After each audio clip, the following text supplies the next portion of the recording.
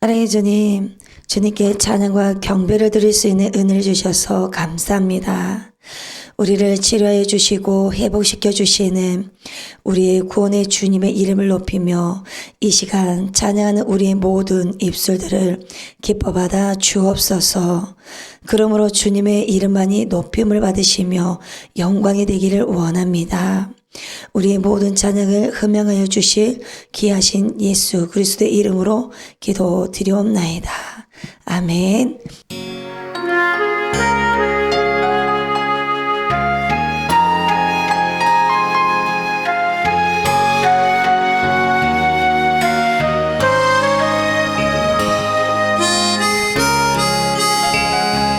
주님 이곳에 우리와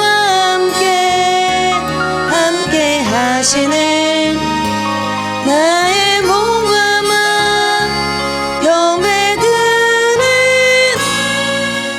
상한 심령을 위로하시며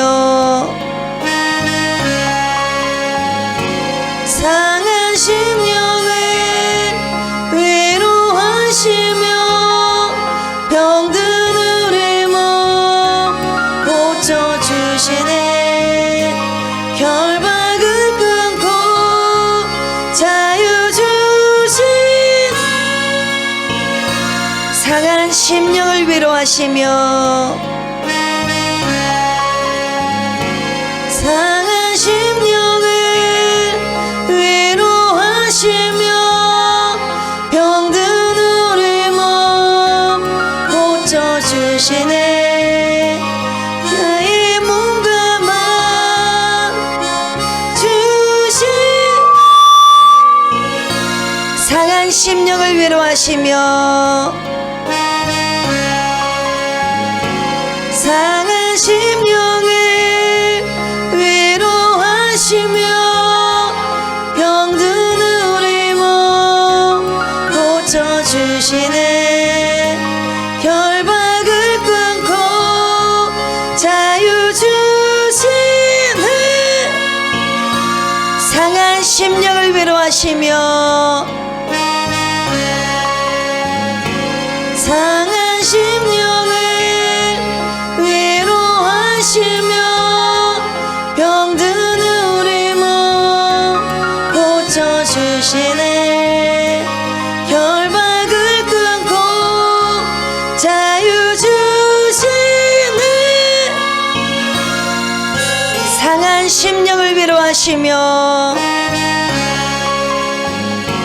상한 심령을 위로하시며 병든 우리 몸 고쳐주시네. 결박을 끊고 자유 주시네. 상한 심령을 위로하시며 상한 심령을 위로하시며 우리와 함께 결박을 끊고 자유 주시. 마지막으로 한 번 더 고백합니다. 상한 심령을 위로하시며 상한 심령을 위로하시며 병든 우리 몸 고쳐주시네. 결박을 끊고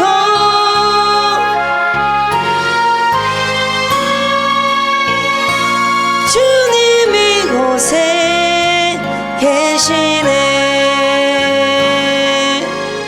아멘.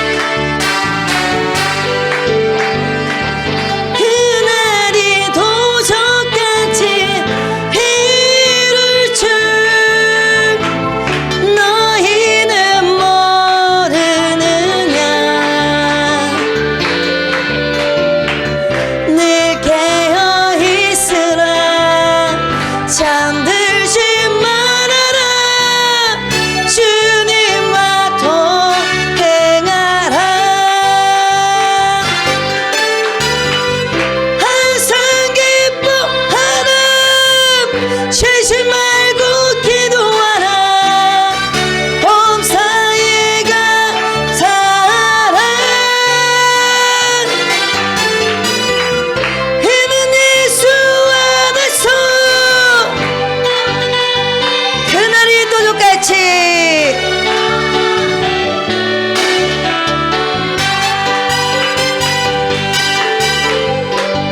그날이 도적같이 이를 줄 너희는 모르느냐 늘 깨어 있으라 잠들지 말아라 주님과 동행하라 항상 기뻐하라 쉬지 말고 기도하라 범사에 감사하라 이는 예수 안에서 그날이 도적같이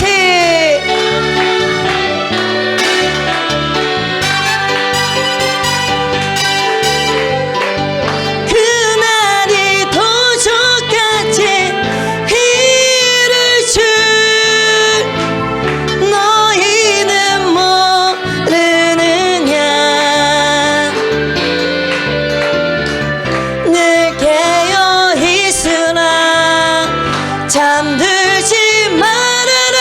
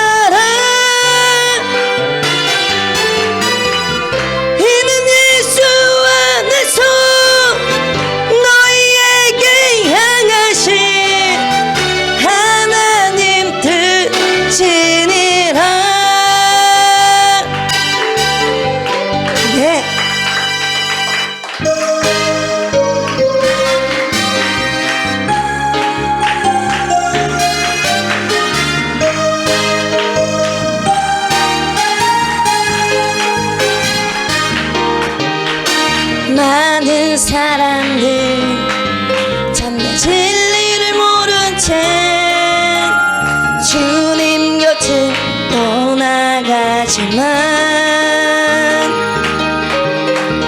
내가 만난 주님은 참 사랑이었고 진리였고 소망이었어. 난 예수가 좋다오. 난 예수가 좋다오. 주를 사랑한다고. 1절 많은 사람들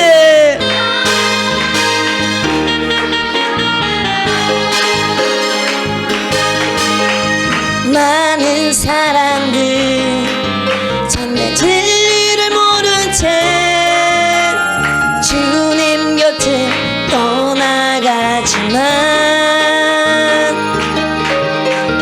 내가 만난 주님은 참 사랑이었고 진리였고 소망이었어.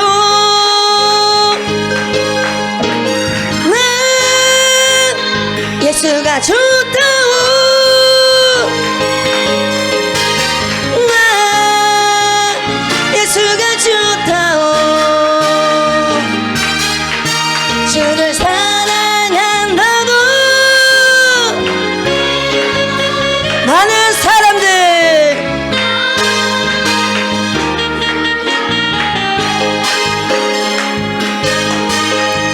많은 사람들 참된 진리를 모른 채 주님 곁을 떠나가지만 내가 만난 주님은 참 사랑이었고 진리였고 소망이었어. 난 예수가 좋다오. 난 예수가 좋다오. 주를 사랑한다고.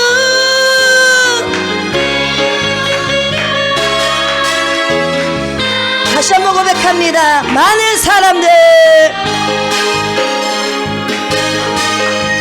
많은 사람들 참된 진리를 모른 채 주님 곁을 떠나가지만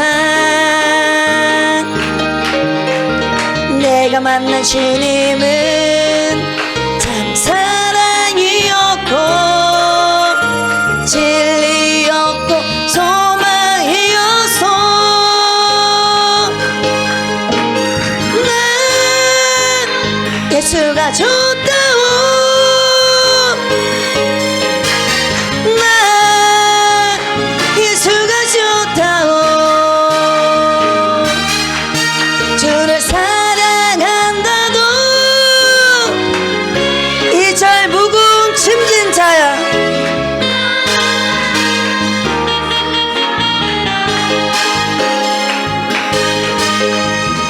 무궁침진 자 다 내게로 오라. 내가 너를 쉬게 하리라. 이 길만이 생명의 길 참 복된 길이라 항상 내게 들려주셔서 난 예수가 좋다오. 난 예수가 좋다오. 주를 사랑한다고.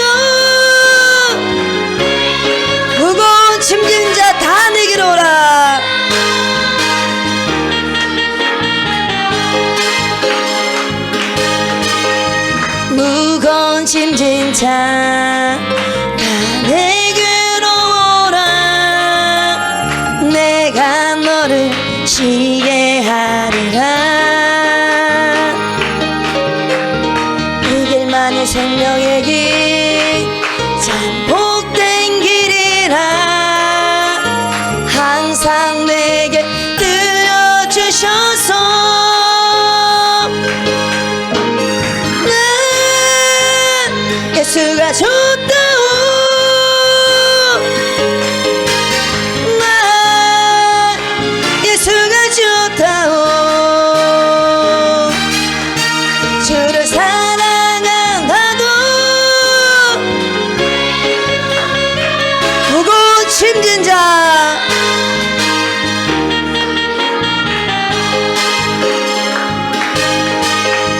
무거운 짐진 자 다 내게로 오라.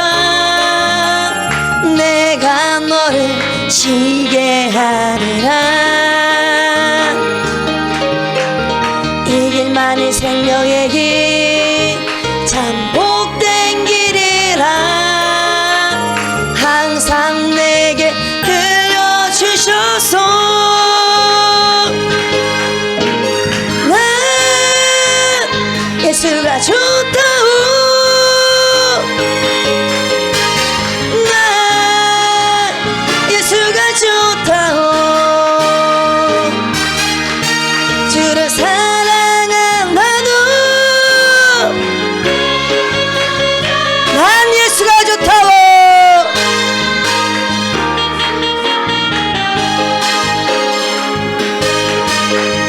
난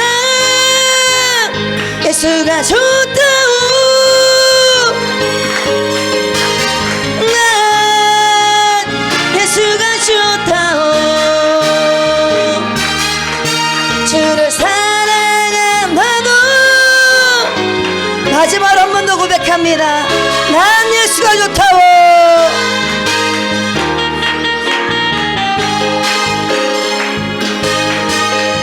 난 예수가 좋다오. 난 예수가 좋다오. 주를 사랑한다도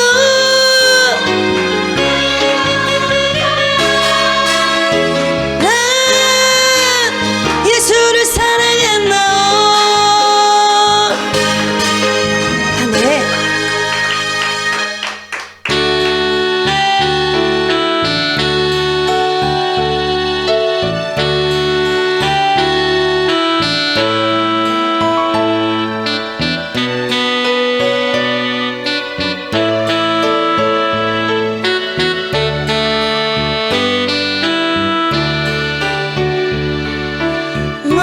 마음을 다하고 성품을 다하고 힘을 다하여서 여호와를 사랑하라. 내게 준 계명을 마음에 새기고 부지런히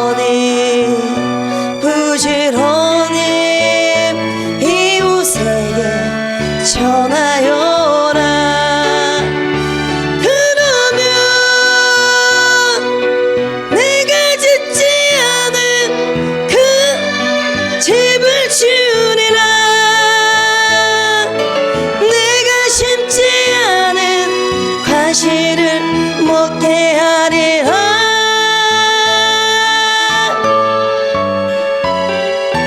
그러나 한 가지 잊지는 말아라. 죄인들 우리를 마음을 다하고 마음을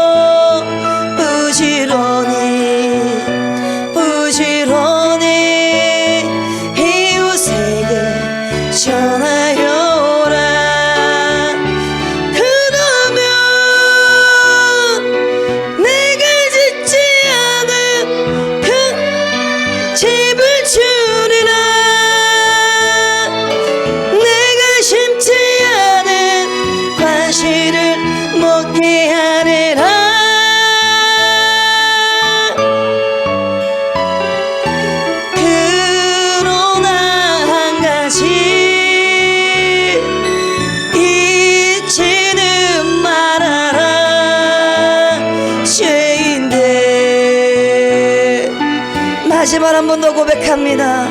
마음을 다하고 마음을 다하고 성품을 다하고 힘을 다하여서 여호와를 사랑하라. 내게 준 계명을 마음에 새기고 부지런히 이웃에게 전하여라. 그러면 내가 짓지 않은 집을 주리라. 내가 심지 않은 과실을 먹게 하리라.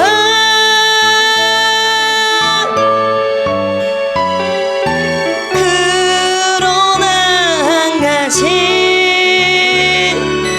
잊지는 말아라. 죄인된 우리를 구원하신 여호와를. 아멘.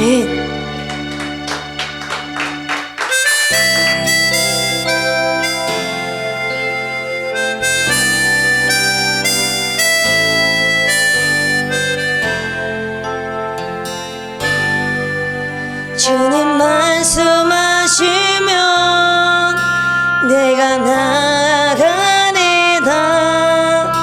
주님 뜻이 아니면 내가 멈춰서리다. 나의 가고 서는 것 주님 뜻에 있으니 오 주님 나를 이끄소서. 주님 말씀하시면 내가 나아가리다. 주님 뜻이 아니면 내가 멈춰서리다. 나의 가고 서는 것 주님 뜻에 있으니 오 주님 나를 이끄소서. 뜻하신 그곳에 나 있기 원합니다. 이끄시는 대로 순종하며 살리니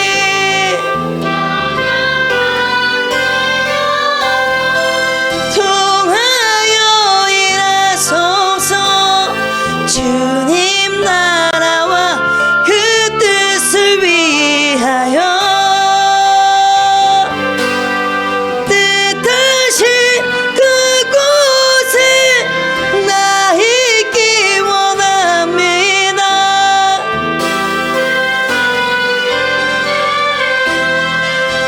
순종하며 살리니 연약한 내 영혼 통하여 일하소서. 주님 말씀하시며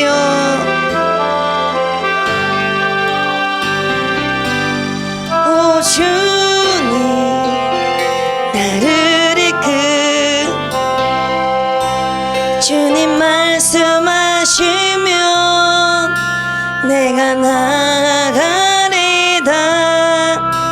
주님 뜻이 아니면 내가 멈춰서리다. 나의 가고 서는 것 주님 뜻에 있으니 오 주님 나를 이끄소서. 주님 말씀하시면 내가 나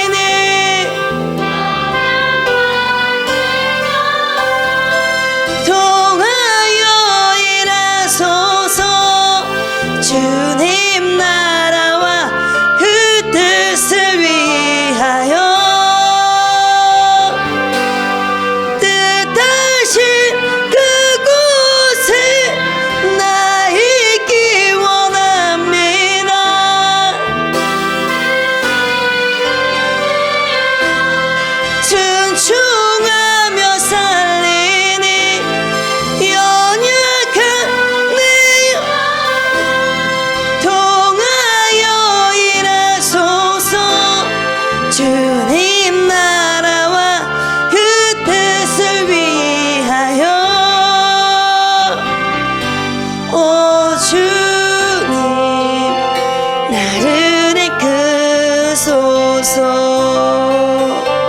이 시간 함께 기도하실 때 주님, 꺼져만 가는 주님을 향한 우리의 마음을 은혜로 채워주옵소서. 그러므로 주님을 다시 배울 날까지 마음을 다하여서 주님의 뜻대로 살아가는 삶이 되기를 원합니다. 주님, 우리의 믿음이 날로 굳건해지며 마음을 다하여서 주님을 섬길 수 있도록 성령으로 충만케 채워달라고 주여 3번 부르고 통성으로 기도하시겠습니다. 하나님, 저희들을 귀한 자리에 불러주셔서 주님을 노래하고 찬송할 수 있는 영적인 축복을 주셔서 감사를 드립니다.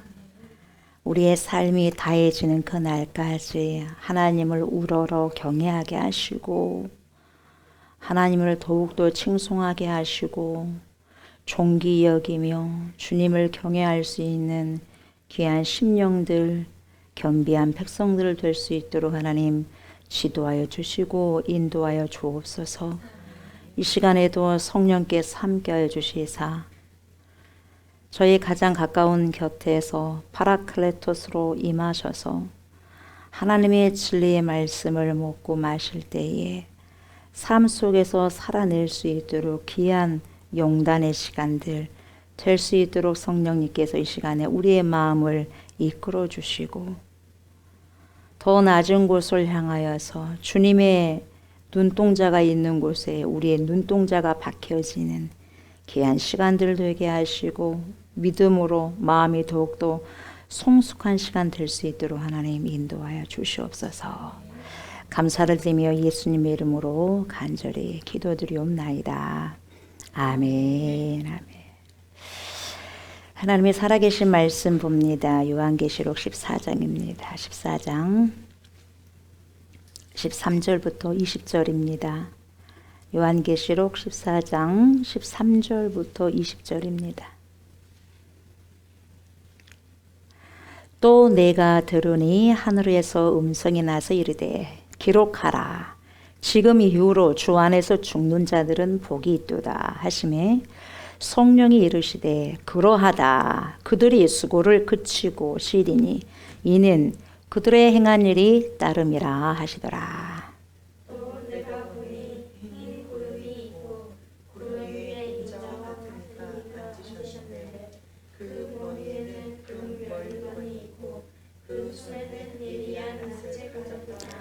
또 다른 천사가 성전으로부터 나와 구름 위에 앉은 이를 향하여 큰 음성으로 외쳐 이르되 당신의 낫을 휘둘러 거두소서. 땅의 곡식이 다 익어 거둘 때가 이르렀음이니이다 하니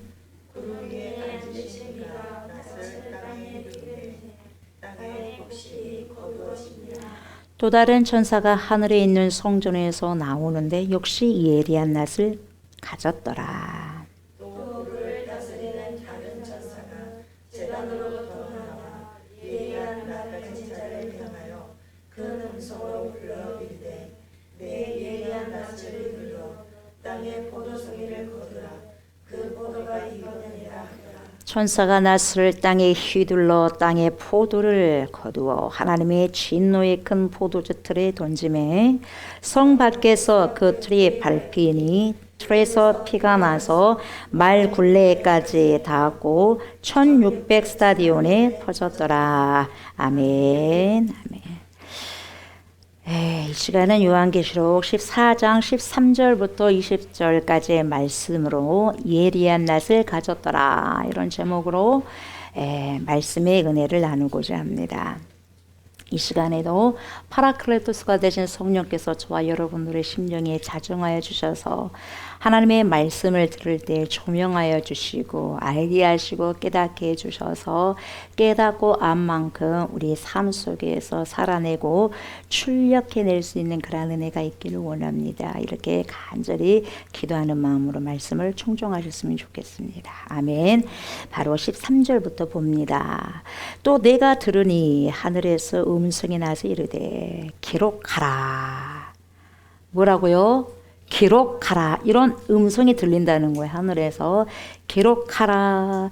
지금 이후로 주 안에서 죽는 자들은 복이 있도다 하심에 성령이 이르시되 그러하다. 그들이 수고를 그치고 쉬리니 이는 그들의 행한 일이 따름이라 하시더라. 이렇게 말씀하고 있습니다. 이 13절은 여러분 세 가지를 말해주고 있어요. 이 한 구절에 굉장히 중요한 세 가지가 들어있는데 무엇을 지금 말씀해주고 있냐면 첫 번째는 주 안에서 죽는 자들이 뭐가 있대요? 복이 있다 그래요. 죽는데 무슨 복이 있어요? 우리가 아무리 봤을 때 세상 사람들이 봤을 때 죽는데 무슨 복이 있어요? 근데 주 안에서 죽는 자는 복이 있다 이렇게 말씀하세요. 이게 뭡니까? 하나님이 주시는 비밀의 계시, 영안을 열어서 보게 하는 거죠. 주 안에서 죽는 자가 복이 있다. 돈 많은 자가 복이 있다. 건강한 자가 복이 있다. 이렇게 말씀 안 하시고 주 안에서 죽는 자가 복이 있다 그래요. 그리고 두 번째는 뭐라고 말씀하시냐면은 수고를 그치게 될 것이다. 저와 여러분들 결국 수고는 그치게 되어 있어요. 수고하고 무거운 짐진 자들아 다 내게로 오라 내가 너를 쉬게 하리라. 진정한 쉼은 예수 그리스도 안에서밖에 있을 수가 없는 거죠. 다른 곳에는 진정한 쉼이 없어요. 진정한 샬롬의 평강은 예수 안에 있는 거죠. 말씀 안에 있고 말씀을 살아가내는 데 있는 거죠. 다른 데 있는 곳이 아니라는 거예요. 결국 저와 여러분들의 모든 수고는 그친다 안 그친다? 그친다. 그러니까 조금만 더 고생해라 이거예요. 여러분 아무리 힘들어도 조금만 번드시고 버티고 견디게 하시네 찬양하면서 버티시기 바랍니다. 찬양하면서 견디시기 바랍니다. 아멘. 수고를 그치게 될 것이다 이렇게 말씀해 주고 두 번째가 세 번째는 뭐냐? 그들의 행위가 행한 대로 결과물이 따를 것이다. 조옥수 목사가 어떻게 살아가든지 간에 거기에 대한 행위에 그러한 결과 결실이 따를 것이고 여러분들도 살아가면서 내가 심는 대로 거두는 그 복을 누리면서 살아갈 거예요. 그래서 이 13절은 결국 세 가지를 말해주고 있다 이 말이죠. 간략하게 말씀드리면 근데 지금 하늘에서 음성이 난다고 이렇게 말씀하고 계시면서 이것은 지금 성부 하나님의 음성을 지금 말씀하고 있는데 이르되 뭐라고 말씀하신가? 기록하라 그래요. 기록하라. 여러분 지금 요한이 가만히 코 빠져 있는 것도 아니고 멍하니 멍 때리고 있는 것도 아니에요. 지금 사도 요한이 밤모섬에서 지금 보는 대로 지금 적고 있어요. 열심히 지금 적고 있거든요. 보여준 환상을 계속해서 적고 있는데 열심히 받아 적고 있는데 또 뭐라 그래요? 기록하라 그래요. 또 기록하라는 거예요. 왜 그랬을까요? 기록하고 있는데 기록하라는 거예요. 여러분들에게 열심히 기록하잖아요. 근데 기록하라 제가 또 그렇게 한다는 거예요. 예를 들면 열심히 지금 사도 요한이 하나님께서 말씀해 주신 부분들을 이렇게 기록하고 있거든요. 근데 기록하다 그래요.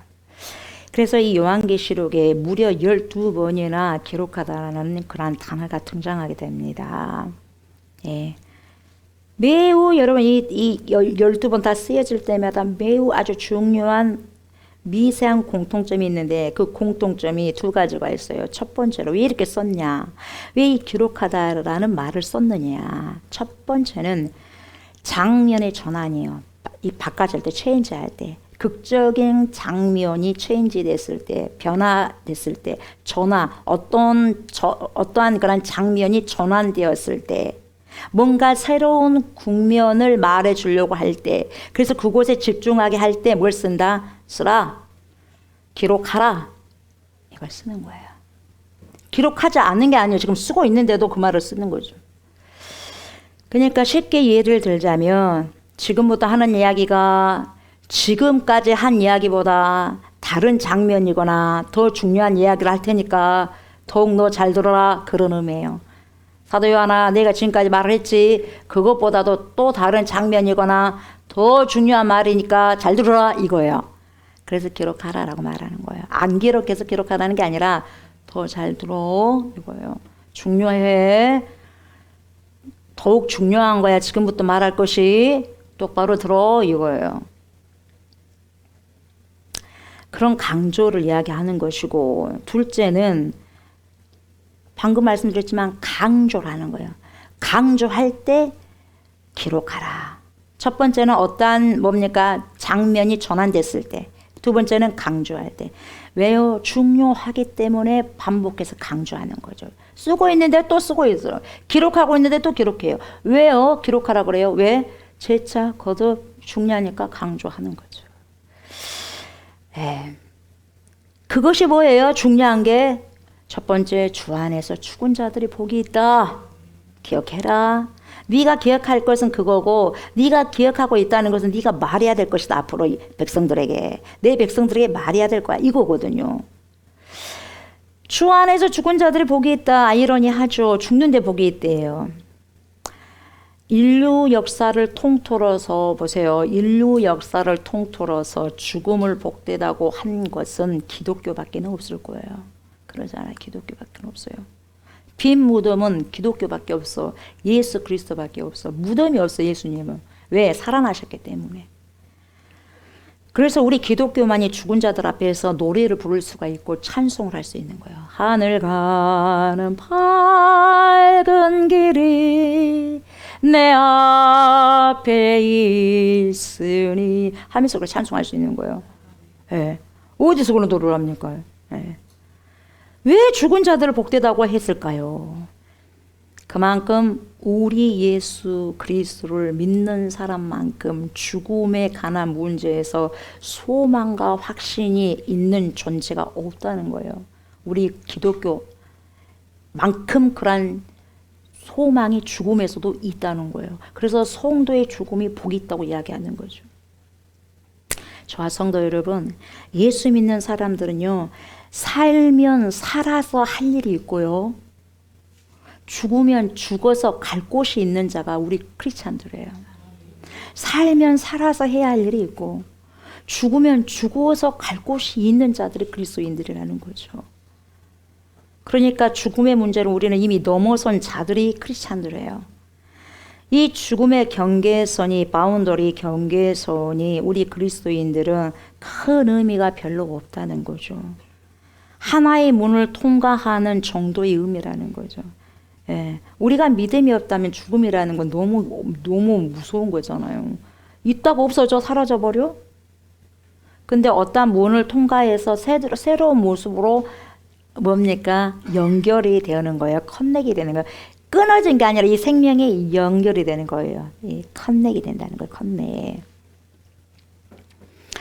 이런 담대한 마음을 가지고 살아야 하는 자들이 바로 저와 여러분인 그리스도인들이라는 거죠. 그래서 세상이 다가 아니라는 거예요. 이런 믿음이 없다면 세상이 다인 것처럼 세상의 모든 것을 올인하면서 살아가 버리는 자들이 세상 사람들인 거예요. 예, 모르니까. 예. 그런데 왜 죽음에 복되다고 했는가? 여기에는 감추어진 큰 두 가지 의미가 있는데, 첫 번째는 그 의미가 뭐냐?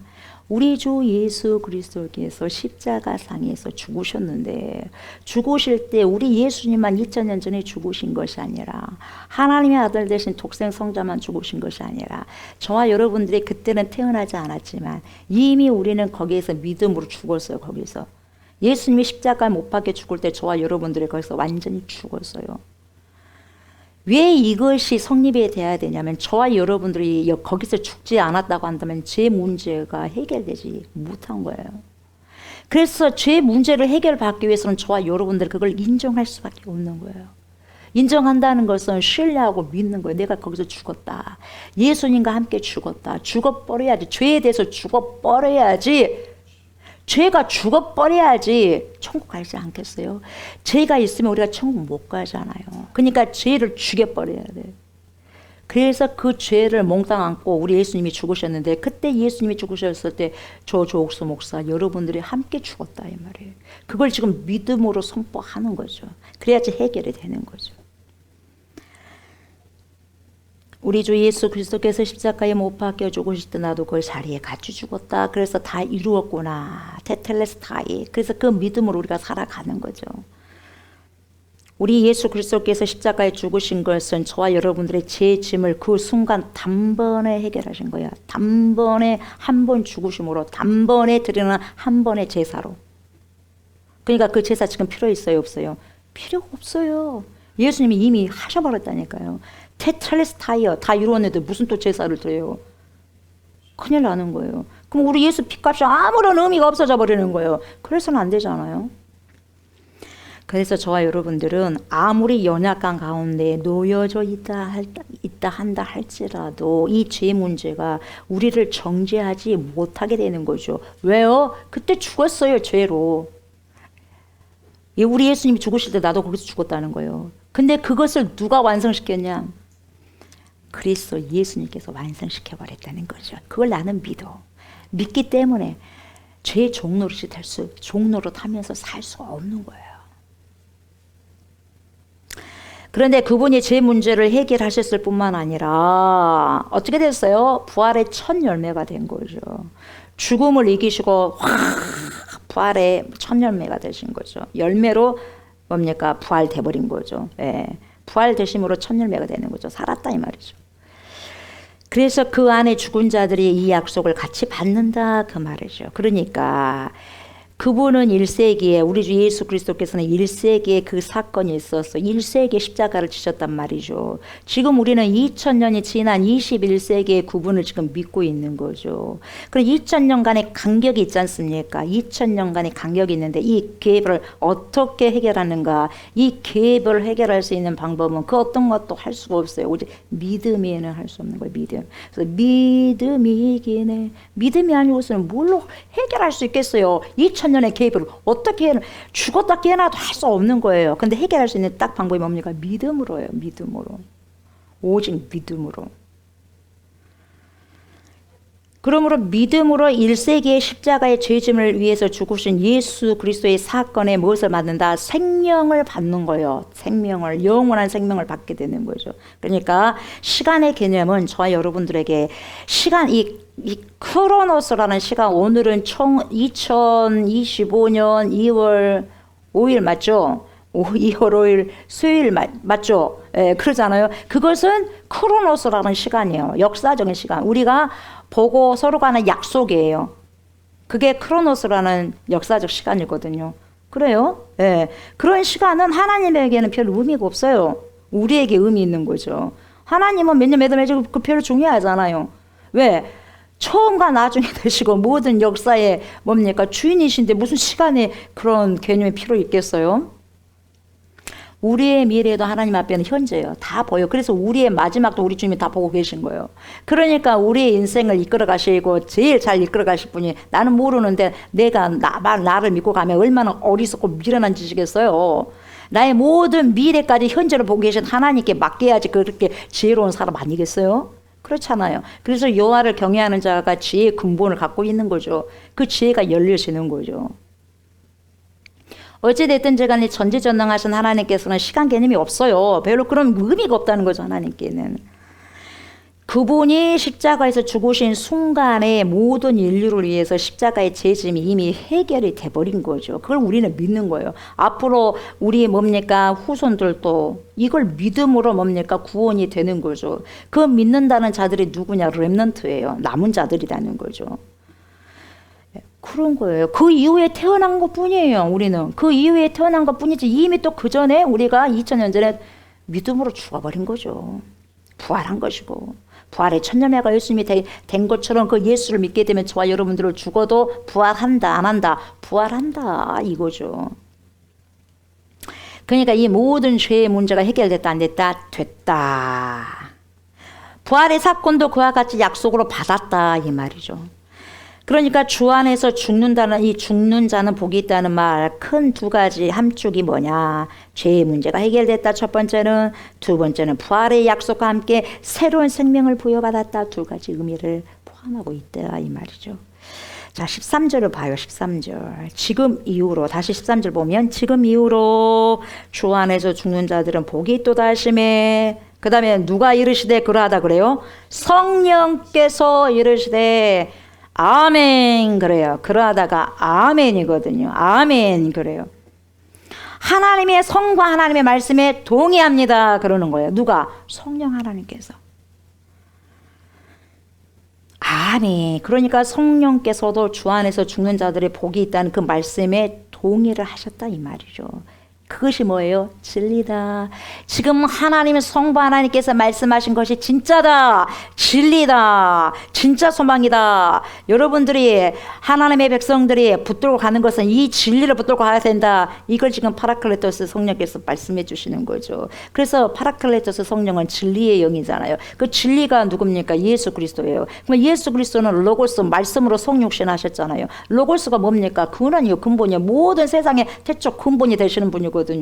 말씀이 육신이 되셔서 인간의 몸으로 오셨잖아요. 인카네이션으로 오셨지 않습니까? 그래서 그 진리를 알게 하고 깨닫게 하고 그 진리 가운데 붙들림을 받을 수 있게 한 영이 뭡니까? 진리의 영 성령이라는 거죠. 그래서 하나님이 그 말씀이 맞습니다, 옳습니다라고 말해줘 인쳐준 게 성령이에요. 지금 옳습니다 이 말이거든요. 성령께서도 하나님의 영이 성령께서도 옳습니다 아멘인데 우리가 아멘으로 안 하면 되겠어요? 하나님의 영도 아멘이라고 하는데 그래요 안 그래요? 그렇잖아요. 하나님의 영도 아멘인데 당연히 우리가 아멘 해야 되지 않겠어요? 그러지 않습니까? 그러면서 뭐라고 그래요? 그 다음에 이렇게 말씀하셔요. 그들이 수고를 그치고 쉬리니 그래요. 쉰다 그래요. 쉰다 그래요. 주 안에서 죽었다 말 안 하잖아요. 잠잔다 그래 예수님께서요.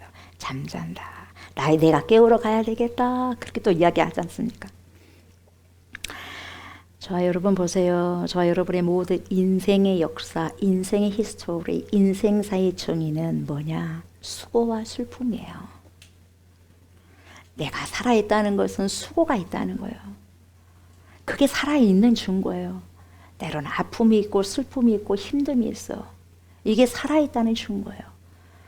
여러분 공동묘지 가면 제가 늘상 말하지만 공동묘지는 다 죽어버린 사람들이기 때문에 메마른 더스트 먼지뿐이었기 때문에 거기가 뭐 아프다 하겠어요? 힘들다 하겠어요? 인생사에만 살아있는 생명체에만 아프다 힘들다 쓰리다 이렇게 이야기할 수 있는 거예요. 인생사의 이야기가 이 세상 살아가는 사람들에 대한 이야기가 그게 진리예요. 그럴 수밖에 없어. 우리가 살아가는 이 삶의 이 기간 동안은 슬픔과 수고돼요. 인생의 이야기가 인생의 스토리가 별것 없어요. 별것 없어요. 시편 기자가 말하잖아요. 인생의 연수가 70이다. 70이요 강건하면 80이라도 수고와 슬픔뿐이니 그것도 날아가냐. 어떻게 날아가냐. 신속히 강하이다. 여러분 지금 달이 해가 신속하게 날아가고 있는 거 여러분 느끼지 않아요?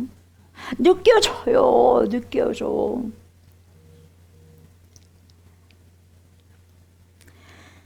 그래서 우리 인생을 살아본 사람들의 결국 정의 내린 것이 수고와 슬픔뿐이라 그렇게 말한 거죠. 그리고 모든 것을 잡아보고 누려봐도 솔로몬 왕 보세요. 여러분 솔로몬 왕이 얼마나 삐까뻔쩍하게 살았습니까? 전무후무한 삶을 살았죠. 이 사람보다 삐까뻔쩍하게 산 사람 앞으로도 없고 예전에도 없다고 하나님께서 말씀하시잖아요. 그렇게 삐까뻔쩍하게 산 사람도 모든 부귀와 명예와 권력을 다 잡은 사람도 뭐라고 말하냐면 허무하네, 불확실하다, 세상이 모순 덩어리네 이렇게 말하고 그랬어요. 그래서 헛되고 헛되며 헛되고 헛되니 모든 것이 헛되구나 이렇게 말하고 있는 거죠. 여러분 그렇게 삐까뻔쩍하게 살아간 사람이 말한다면 그게 맞는 거예요. 그래서 많은 사람들은 그래요. 정치인들이든 어떤 사람들은 그래요. 나는 정의를 위해서 전쟁을 한다 그렇게 말한 사람이 있거든요. 말장난이죠. 무슨 정의를 위해서 전쟁을 합니까? 정의를 위해서 전쟁 안 해야죠. 맞잖아요? 내가 살면 네가 죽고 네가 살면 내가 죽는데 이게 전쟁이야. 평화로워야죠. 나도 살고 니도 살고 니도 살고 나도 살고. 이 세상에 여러분 그런 말장난에 우리가 속아 넘어가면 안 되죠. 내가 또 속아 넘어갈 수도 있고. 이 세상에 정의가 어디 있어요? 정의 없어요. 이 세상에. 말장난인 거죠. 말장난. 속이는 거죠. 뭐 때문에요? 전부 다 물질, 돈 때문에요. 내가 이렇게 하면 나에게 유익이 있을 것이다. 뭐 그런 부분들 많아요. 제가 절대로 가정에서 이그제저레이션 가정에서 말씀드린 게 아니에요. 이 세상 논리가 그렇다니까요. 수고가 어찌 됐든지 그러든지 저러든지 간에 어찌됐든지 이 세상은 뭡니까? 인생은, 이 스토리는 뭐냐? 수고와 슬픔뿐이고 그 수고는 끝이 없는데 결국 여기에서도 수고를 그칠 때가 있다. 그 말이죠. 근데 여기서 수고를 그친다. 수고를 쉰다는 말이 뭐냐? 마태복음 11장 28절, 29절, 30절을 보면 예수님께서 그렇게 말씀을 하셔요. 하도 인간들이 너무너무 수고고 무거운 짐을 짓고 다니니까 너무 힘들다 하니까 애걸복걸하니까 알죠. 그래서 주님이 뭐라고 그래요? 하도 안 되니까 뭐라고 그래요? 수고하고 무거운 짐진 자들아. 알아요. 수고하고 무거운 짐진 자들아. 인생이 얼마나 수고하고 무거운 짐을 짓는지 안다. 짐진 자들아 다 내게로 오라. 다 내가 포용할 수 있다. 다 내게로 와라. 다 내게로 와라. 그 다 내게로 오라는 것은 나는 사람이 아니라 하나님이라는 거죠. 사람이 어떻게 다 품을 수가 있겠어요? 물론 우리 예수님께서는 100% 인간이면서도 100% 하나님이시기 때문에 그러는 거예요. 다 내게로 오라. 내가 너희들 다 품어버릴 것이다. 내가 너희들을 다 살려낼 것이다 이거예요. 나에게만 오면. 그래서 내가 너희를 쉬게 하리라. 여러분 어디에서 가서 쉴 곳이 있어요? 없어요. 오직 쉴 공간은 여러분 절대 평강은요.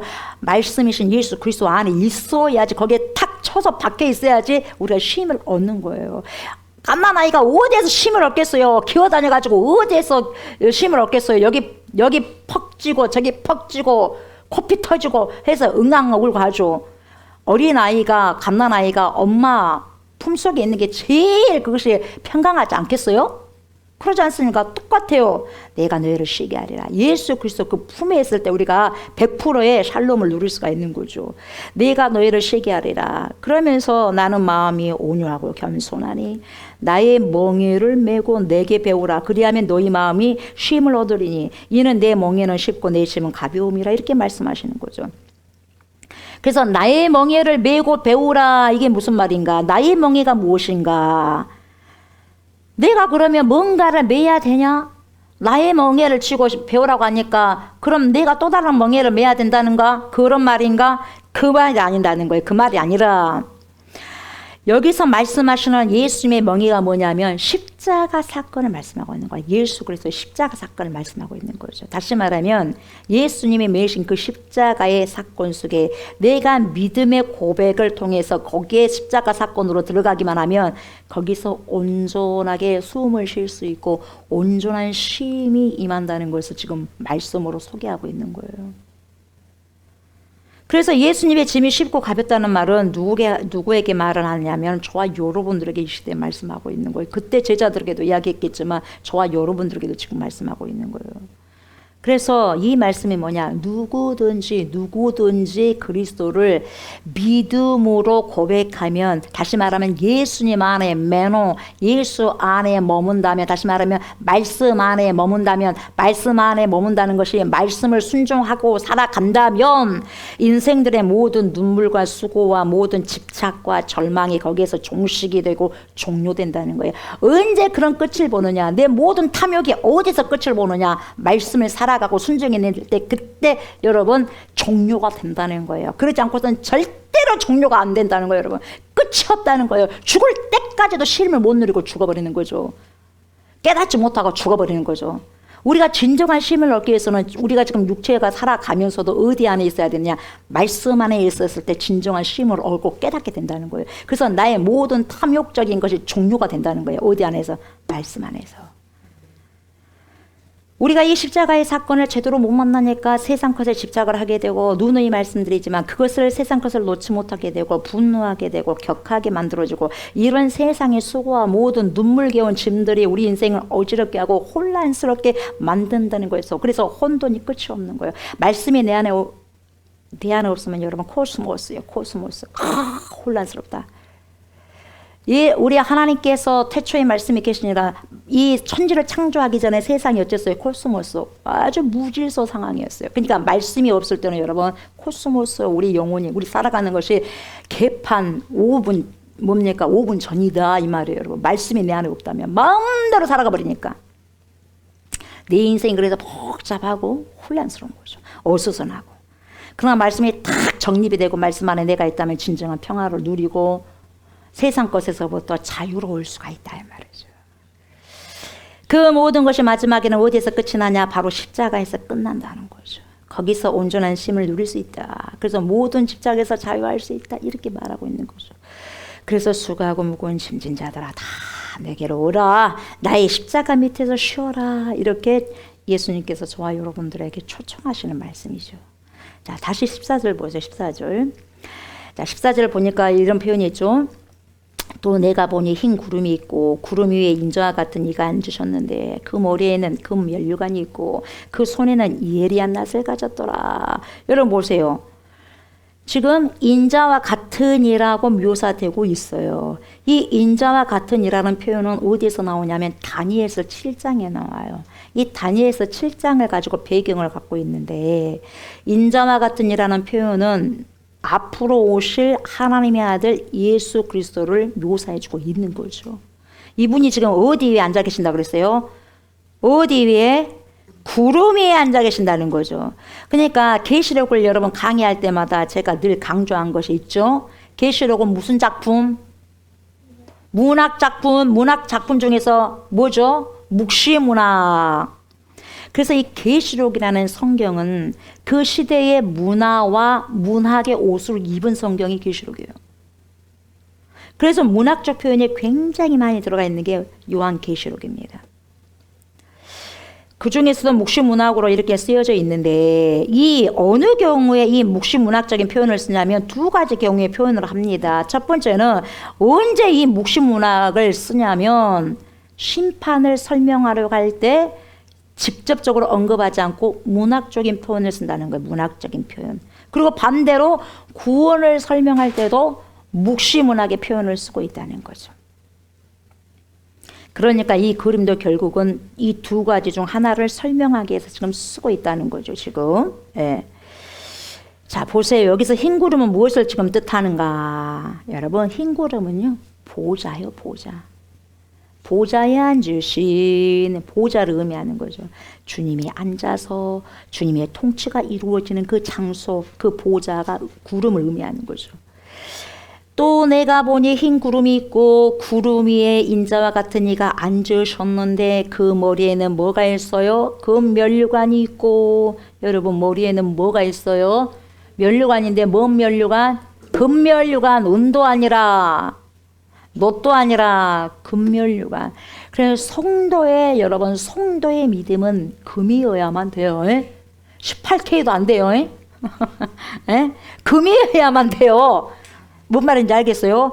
예수님을 믿으려면 끝까지 믿고 100%를 믿어야지. 조금은 믿어질 것은 내 생각으로 이 알량한 작은 머리로 믿어질 것만 믿고 안 믿어질 것은 안 믿는다. 이거 믿음이 아니에요.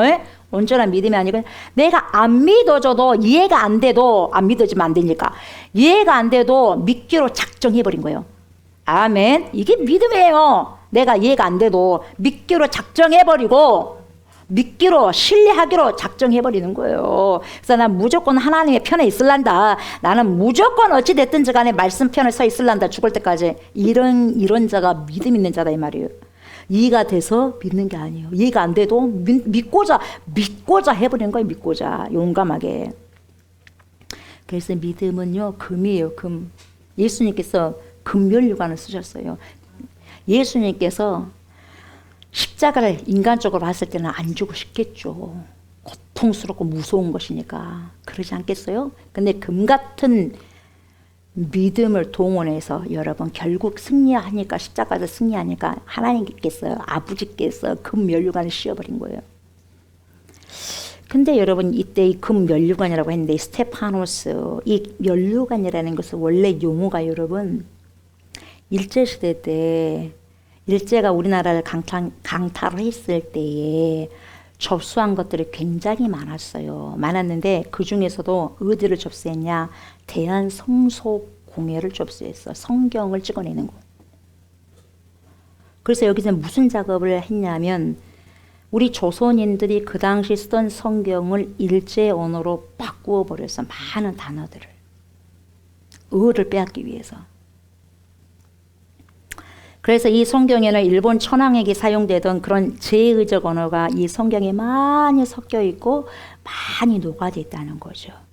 그래서 그동안 오랜 세월을 거쳐가지고 많이 수정하고 보완했지만 아직도 그런 잔재가 남아있어요. 남아있어. 바로 그 중에 오늘 이 면류관이라는 표현이 일제 잔재에 남겨진 담아진 용어입니다. 면류관이.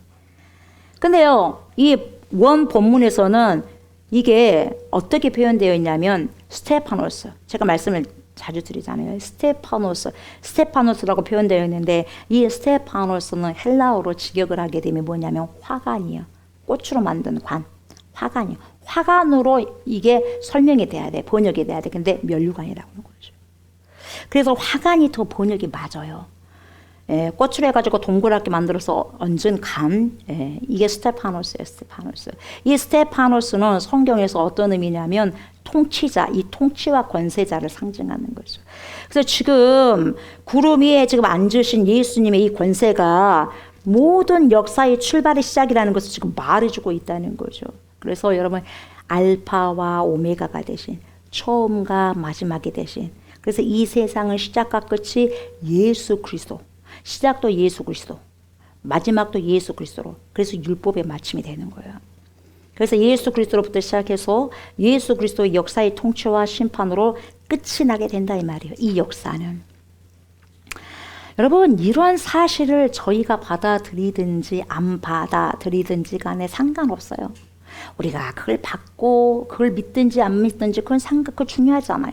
저와 여러분들의 생각과 우리 인간의 의사가 중요한 것이 아니라 우리 주님께서 우리의 의사와는 상관없이 그렇게 역사를 이루어 가시겠다고 하시면 가시기 때문에 우리는 그래서 이러한 사실을 확실히 믿고 이 땅을 여러분 밟고 사는 사람들인 거예요. 그것을 알고 살아가는 자들이 그리스도의 아이덴티티, 정체성을 가지고 잘 살아갈 수 있는 거죠.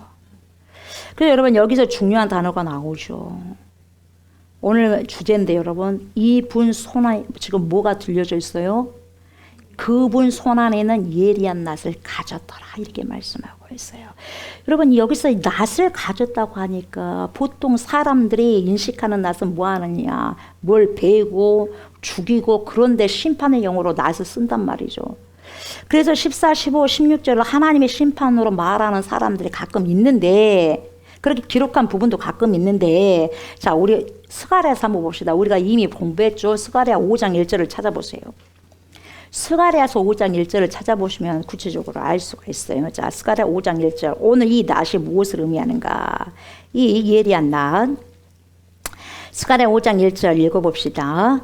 내가 다시 눈을 들어본즉 날아가는 두루마리가 있더라. 여러분 두루마리가 어째요? 뛰어가요? 걸어가요? 날아가요? 날아가는 두루마리래요. 그러면 성경에서 두루마리는 뭐라고 그랬어요? 하나님의 말씀이라고 말씀하셨어요. 그랬어요? 안 그랬어요? 기억나요? 안 나요? 리멤버 하셔야 돼요. 하나님의 말씀이 지금 날아가고 있는 거예요. 그러니까 원래 구약 성경은 히브리어로 되어 있고 신약 성경은 헬라어로 기록이 되어 있습니다. 그런데 이 최초로 성경학자들이 모여가지고 이 히브리어로 기록된 구약 성경을 뭘로 번역하냐면 헬라어로 번역을 해놓은 게 있어요. 그래서 히브리어로 기록된 구약 성경을 최초로 헬라어로 번역을 한 성경이 뭐냐? 70인역이에요. 원래 히브리어 구약 성경을 뭘로 번역해냈다? 헬라 말로 번역해냈다. 이게 70인역이에요. 이것은 성경을 이해하는 데 굉장히 중요한 자료가 되는 거예요. 70인역이. 그런데 이 70인역의 헬라어를 보면은 여기 하늘로 날아가는 두루마리를 뭘로 번역했냐면 낫으로 번역을 했어요. 낫으로. 결국 성경에서는 여러분 두루마리와 낫이 같은 의미요. 동의어로 사용되고 있는 거죠.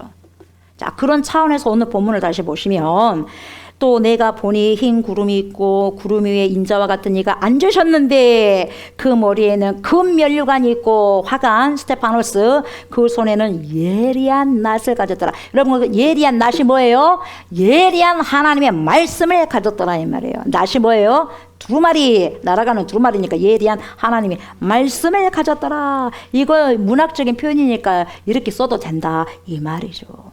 15절을 보세요. 또 다른 천사가 성전으로부터 나와 이렇게 말씀하고 있죠. 여러분 다른 천사가 어디로부터 나왔다고요? 성전. 성전은 누가 통치하는 곳이죠? 하나님께서 통치하시는 곳이 성전이단 말이죠. 하나님께서 통치하는 공간이 성전이에요. 그 성전의 가장 센터 이 중심부에서는 하나님이 지배를 하고 계시거든요.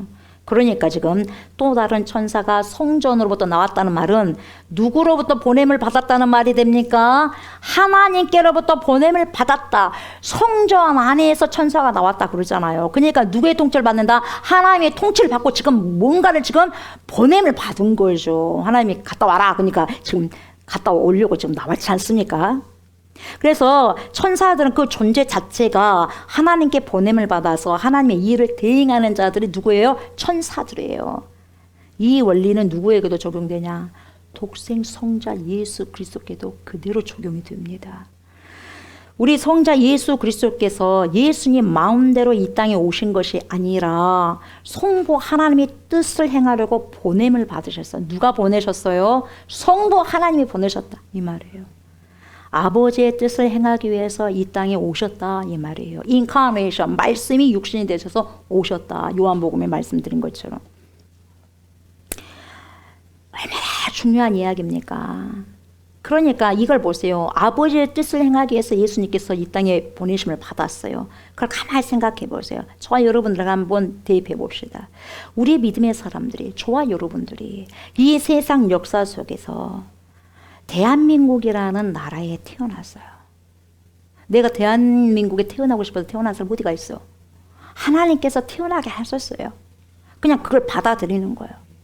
그러면서 지금은 어디 살아? 우리가 목포에서 살아. 그 지금의 가정에 보내어졌어. 내가 내 가정에 태어나고 싶어서 태어난 사람 어디가 있어요? 근데 하나님이 가래 굴러. 그래서 왔어. 내가 자의적으로 오지 않았어. 내가 오고 싶어서 이 가정에 온 것도 아니에요. 근데 하나님이 보내주셨어. 그래서 하나님이 보내서 온 존재들이 저와 여러분이라는 걸 이걸 깨닫고 가셔야지 불평도 없고 불만도 없는 거예요. 왜요? 불평불만은 내가 그렇게 오고 싶어서 왔다면 그렇게 할 수 있어. 근데 그것이 아니에요. 하나님께서 보내셨어. 천사를 보낸 것처럼 예수 그리스도를 보낸 것처럼 저와 여러분들을 보냈어. 근데 그 예수 그리스도를 이 땅에서 뭡니까? 구원자로 보내셨어. 그래, 네 거기서 십자가 지고 와야 된다. 네 죽어야 돼 거기서.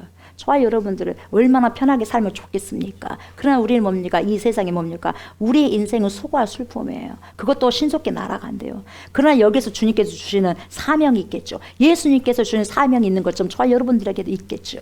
우리 예수님이 그걸 잘 살아낸 것처럼 저와 여러분들도 잘 살아내야 되겠죠. 그렇지 않습니까? 예.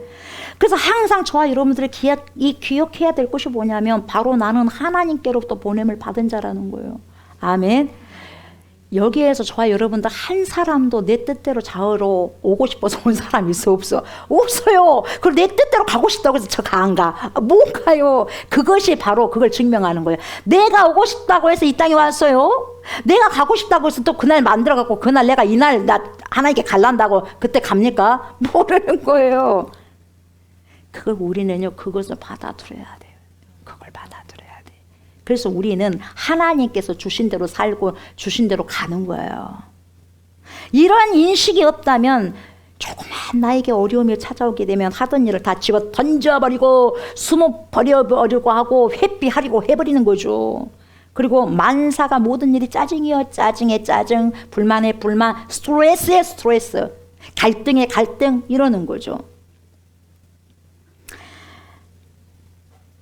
왜 이러느냐? 내가 하나님께로부터 보냄을 받은 자라는 인식이 부족하다 보니 삶의 태도에서 그렇게 나오더라 이 말이죠.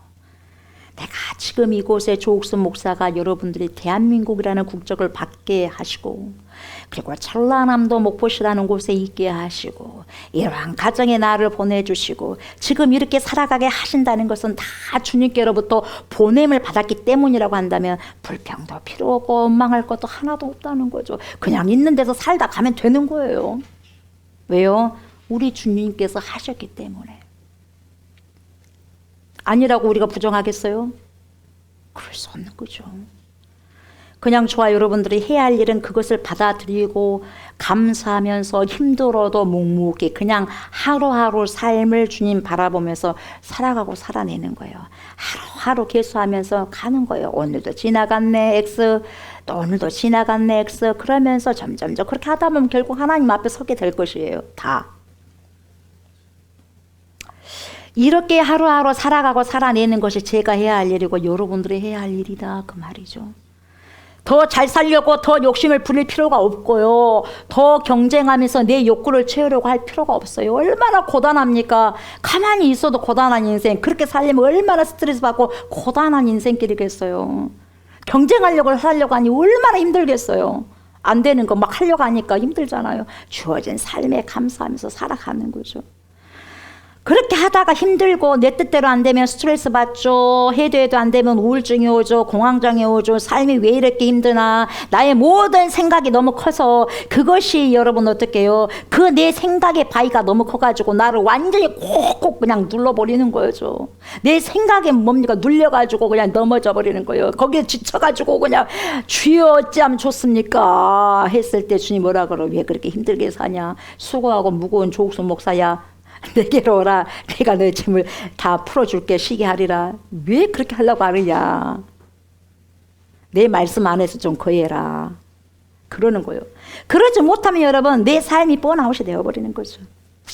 내가 지금의 나의 모습이 싫어도 내 가정과 내 가족이 그냥 보기 싫어도 때로는 원치 않는 길도 그리고 내가 내 머리로는 도저히 이해도 안 되고 해석도 되지 않는 그러한 삶도 그럼에도 불구하고 하나님께서 이 시간을 살아가게 하신다면 살아내게 하신다면 어째요? 힘들어도 주여 아버지요 하고 그냥 숨을 그냥 크게 들어 마셨다가 그냥 5번 세어봐요.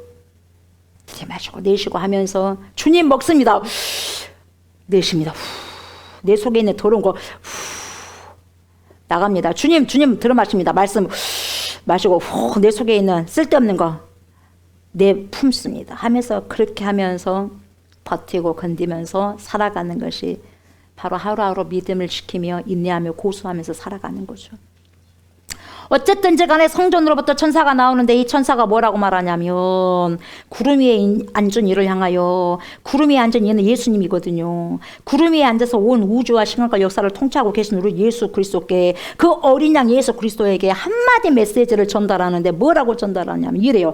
큰 음성으로 외쳐 이르되 당신의 낯을 휘둘러 거두소서 땅의 곡식이 다 익어 거둘 때가 이르렀음이니이다. 이렇게 말하고 있는 거죠.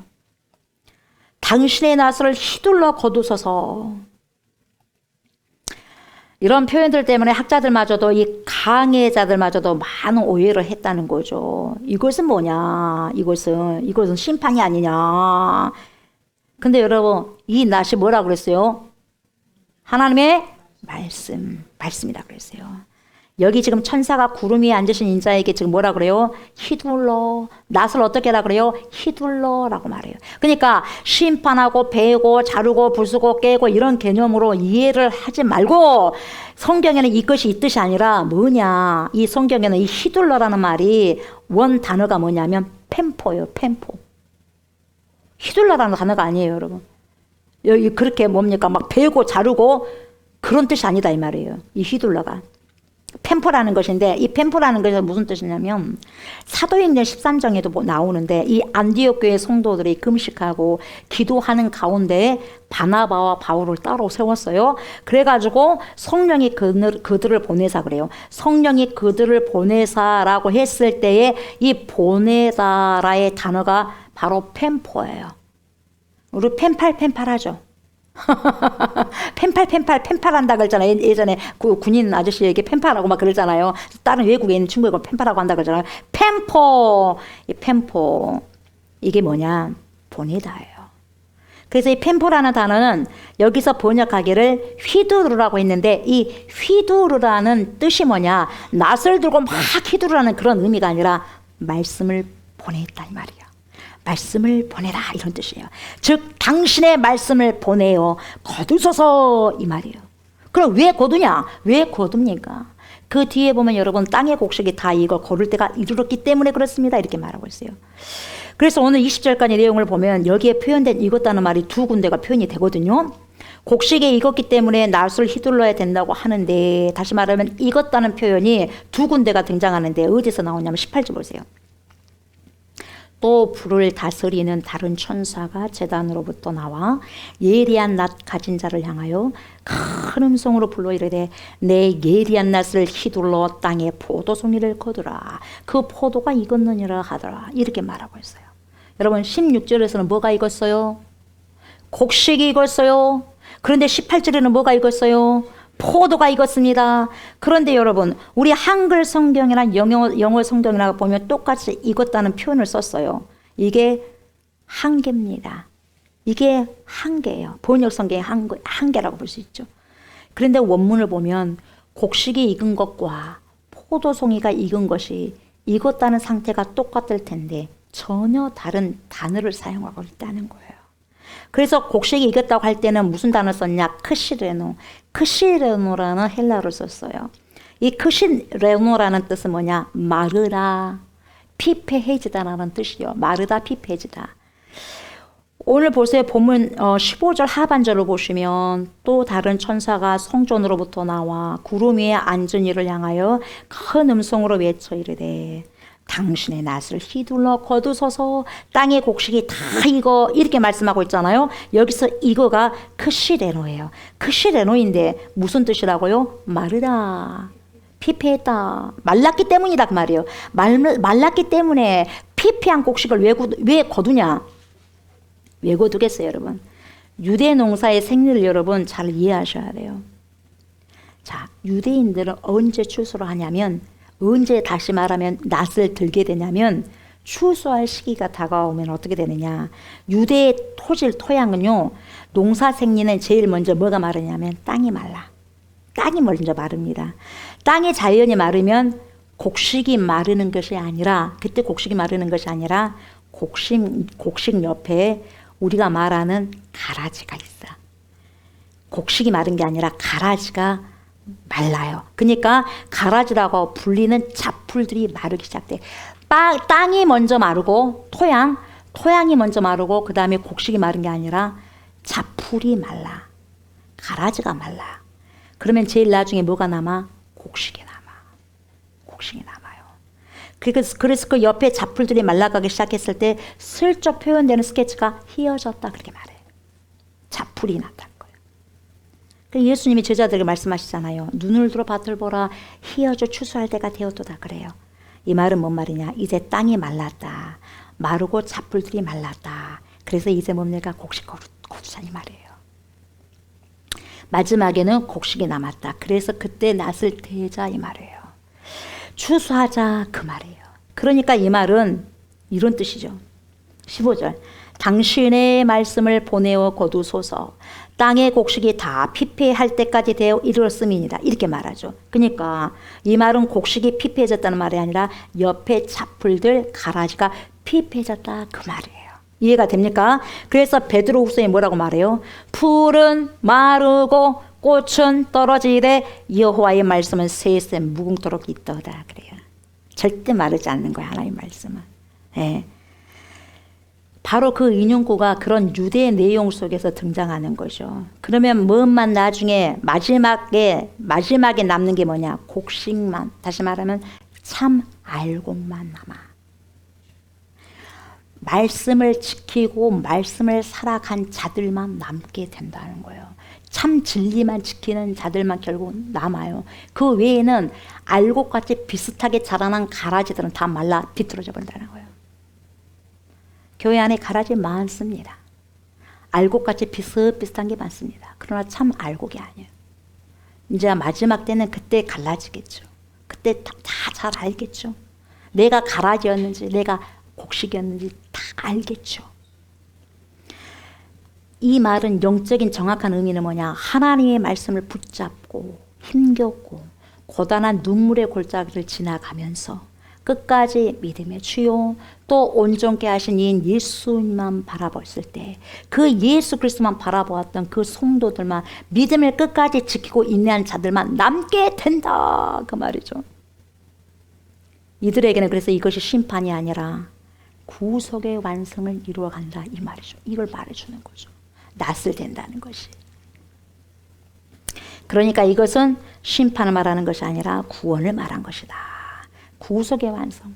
어린 양이 시온산에서 서서 성도들을 대신하여 싸웠던 그 긴 싸움의 여정과 이 순례의 끝이 어떻게 될 것이냐.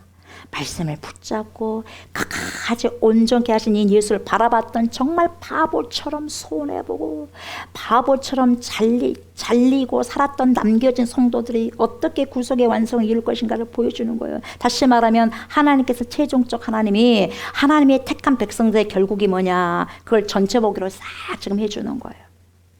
마지막 최종적 승리의 그림, 성도들의 그림이 이것이다라고 싹 보여줘. 그렇다면 왜 미리 보여주기를 해주느냐? 너희들이 끝까지 하나님의 계명을 붙들고 나오면 종말적으로 결국 이런 구원의 그림이 너네들에게 완성될 것이다 라는 거예요.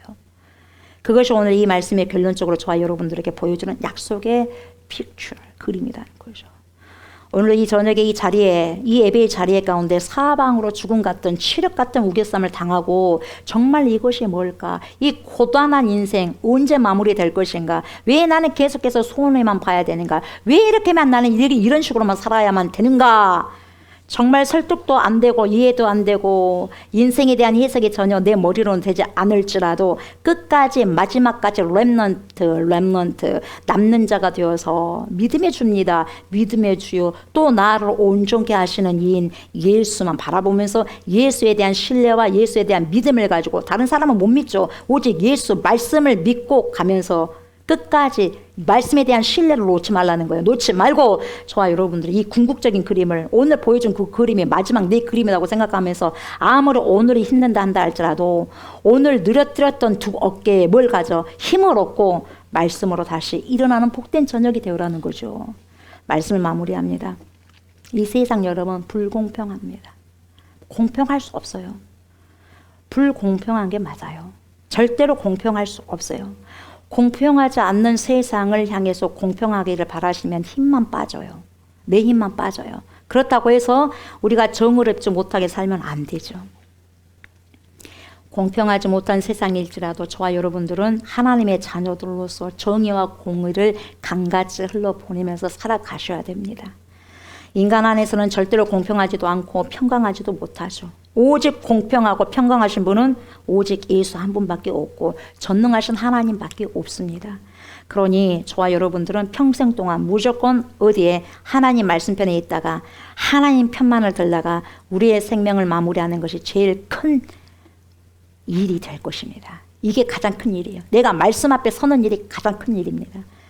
그것이 제일 이 세상에서 남는 일이고 하나님께서 기뻐해 주시고 인정해 주시는 일일 것입니다. 이게 믿음 지키는 일이기 때문에. 그래서 저와 여러분들은 어떠한 상황에서도 세상의 눈치를, 사람들의 눈치를 볼 필요성이 없어요.